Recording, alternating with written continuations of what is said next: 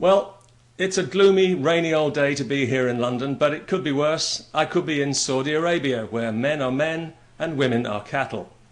Can I say that? The Saudi Arabian Human Rights Commission. Now, there's a collection of words to boggle the mind, but apparently this organisation does actually exist. And they intend to complain later this month at an event in Copenhagen that Muslims living in Europe are denied human rights and are not allowed to freely practice their faith.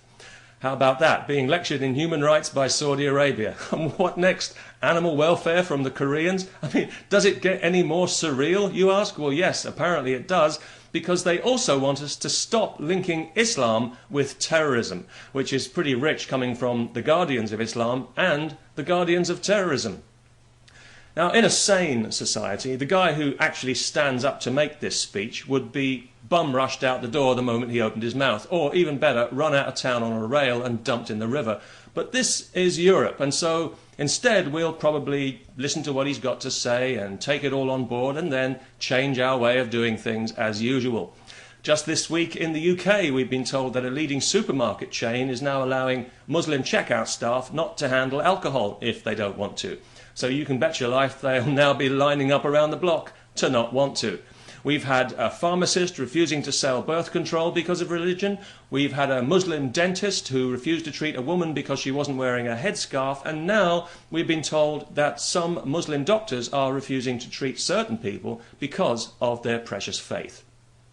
Well, here in the UK, we have a technical term for this kind of behaviour. We call it taking the piss. And we don't like people taking the piss. It gets up our nose and it gives us the right hump. It's a cultural thing. If Muslims are really as downtrodden as the Saudis would like us to believe, why are there currently plans for a Saudi-funded gigantic mosque to be built right here in London? The largest mosque in Europe, no less.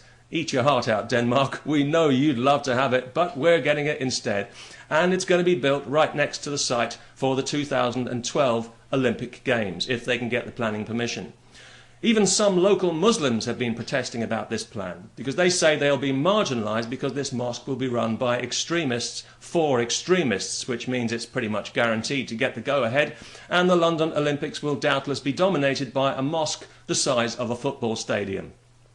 I don't know if the marathon will be interrupted for prayers or if the female athletes will be required to compete wearing a tent, though I'm sure if the mad mullah of multiculturalism, Ken Livingstone, the mayor of London, has anything to do with it, that won't be too far off the agenda. The fact that the Saudis feel they can get away with this cynical bullshit just shows how far that we've already allowed ourselves to be pushed here in Europe.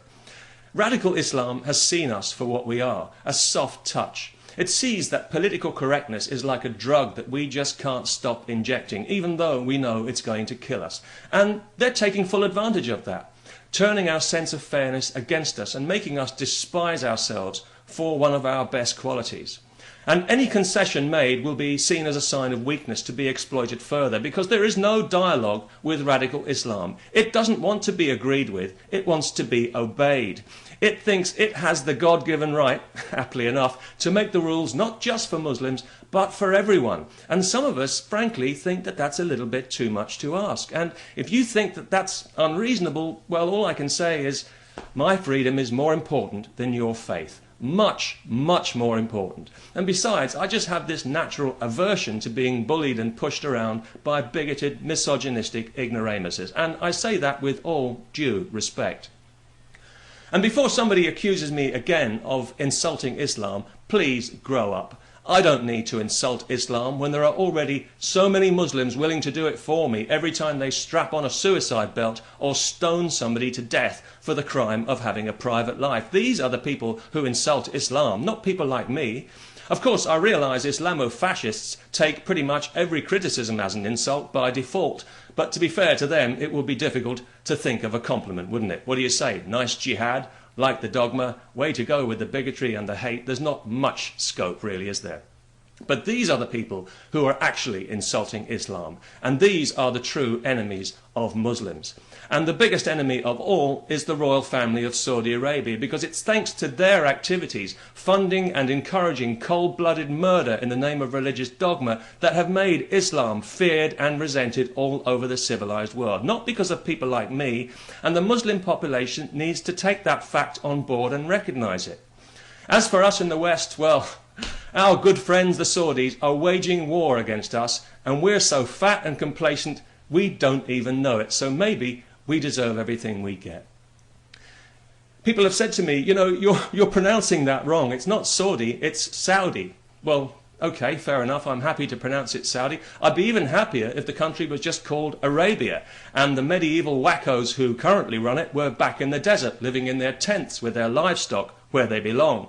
In fact, I'm looking forward to the day when we can finally wean ourselves off oil altogether and pull out of the Middle East, and then Saudi and Saudi Arabia can quietly revert back into the Stone Age, unless they manage to exploit their other great natural resource and start exporting egg timers. Now that might even be something worth praying for. Peace.